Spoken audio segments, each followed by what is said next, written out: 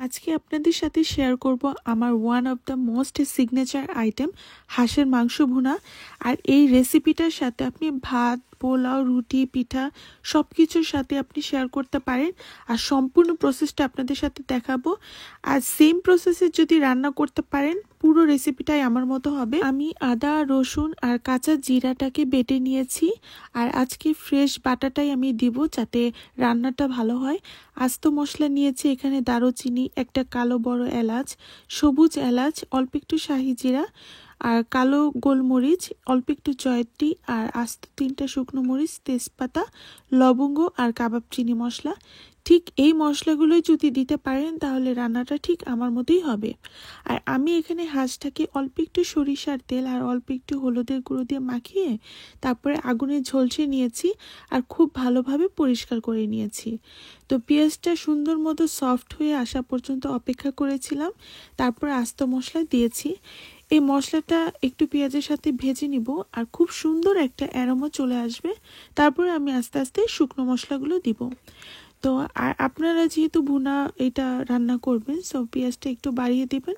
তো রান্না করার পরে কিন্তু পেঁয়াজটা পরিমাণে কমে যায়। আর আমি এখানে আদা, রসুন আর জিরা বাটাটা দিয়ে দিব। সো এখানে একটু ভাজার পরেই সেই কাঁচা গন্ধটা আর থাকবে না।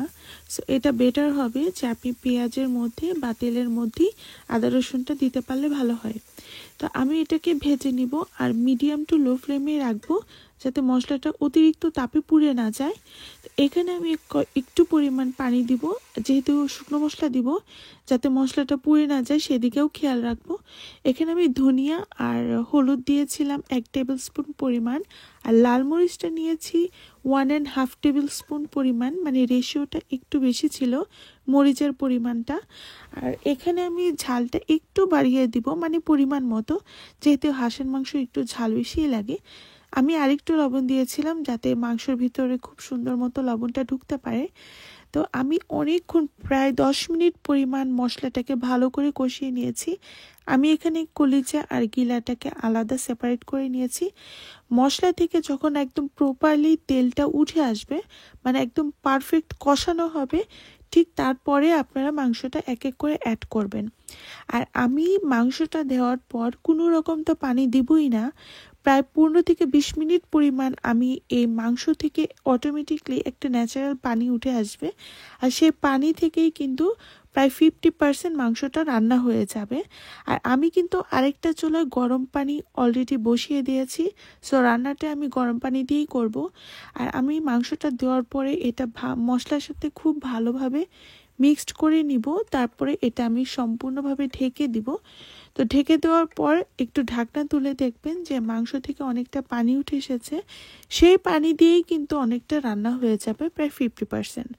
তো আমি মাংসটাকে খুব সুন্দর মতো মিক্সড করে নিয়েছি।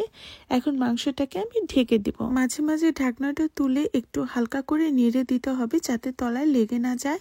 আর উপরে খুব সুন্দর একটা রং চলে এসেছে আর তেলটা ভেসে উঠেছে। এটা পারফেক্টলি কষানো হয়ে গেছে। সো এই মশলাটা যত ভালোভাবে মাংসর ভিতরে ঢুকবে তত বেশি মজা হবে। আর রান্না যদি করতে পারেন, যে কোনোভাবেই করেন না কেন, আপনার রান্নাটা পারফেক্ট হবে যদি আপনি মশলা কষাতে পারেন। আর আমি যে এলাচটা দিয়েছিলাম, এলাচটা কিন্তু আমি একটু ছেঁচে দিয়েছিলাম। তাতে কি হয়, খুব সুন্দর এলাচের ফ্লেভারটা বের হয়। আমি এখানে কাঁচামরিচ নিয়েছি 7-8 পরিমাণ। আর এখানে আমি কাঁচামরিচের মাথাটা সবগুলোতেই একটু একটু করে কেটে নিয়েছি যাতে স্মেলটা আসে। আর আমি এখানে একটু পেঁয়াজ বেরেস্তা রেখেছি। একদম ঝোলটা শুকিয়ে আসবে এরকম অবস্থায়, ঠিক এরকম একটা ঝোল আসবে যখন, তখন আমি এই বেরেস্তা আর কাঁচামরিচটা দিয়ে দিব। এটা লাস্টে দিব যাতে স্মেলটা অনেক বেশি ইনহ্যান্স করে। আর তারপরে আমার যে একদম লাস্ট পর্যায়ে যে মশলাটা আমি অ্যাড করব সেটা হচ্ছে গরম মশলা গুঁড়া, যেটা রেডি মিক্স পাওয়া যায়, রাঁধুনি গরম মশলা প্যাকেট, সেখান থেকে আমি একটু পরিমাণ উপরে দিয়ে দিলাম। তো তারপরে আমি এখানে দিয়ে দিব জিরা গুঁড়া আর পেঁয়াজ বেরেস্তা আর কাঁচামরিচ তো দিয়ে দিয়েছি। সো এই 4টা উপকরণ আমার লাগবে। তারপরে আমি একদম লো ফ্লেমে আমি 10 থেকে 15 মিনিট ঢাকনা দিয়ে ঢেকে দিব। আমি এর মধ্যে আর কোনো ঢাকনা তুলব না, আর বেরেস্তা কিন্তু থাকবে না, ঝোলের সাথে মিশে যাবে। সো আমি একটু হালকা করে মশলাটা একটু ডুবিয়ে দিচ্ছিলাম যাতে মশলাটা ভিতর পর্যন্ত যায়, আর আমি একটু হালকা নেড়ে দিচ্ছি। এখন ফুললি আমি কভার করে 10-15 মিনিট রেখে দিব। আর এটা আউটকাম রেজাল্টটা এত অসাধারণ হয়েছে, এটা রান্নাটা অনেক মজা হয়েছিল। যেহেতু এই হাঁসের মাংসটা আমি স্পেশাল রান্না করেছি, নর্মাল ওয়েতে রান্না করিনি। সো আপনারা যদি সেম প্রসেসিংয়ে রান্না করতে চান তাহলে এই মশলাগুলো দিয়ে আমি যেভাবে দেখালাম ঠিক সেভাবেই রান্না করে দেখবেন কেমন হয়েছে। আলহামদুলিল্লাহ সবাই খেয়ে অনেক প্রশংসা করবে, অনেক মজা হয়েছে। So that's it today. সবাই ভালো থাকবেন, আর ভিডিওটা দেখার জন্য অনেক ধন্যবাদ।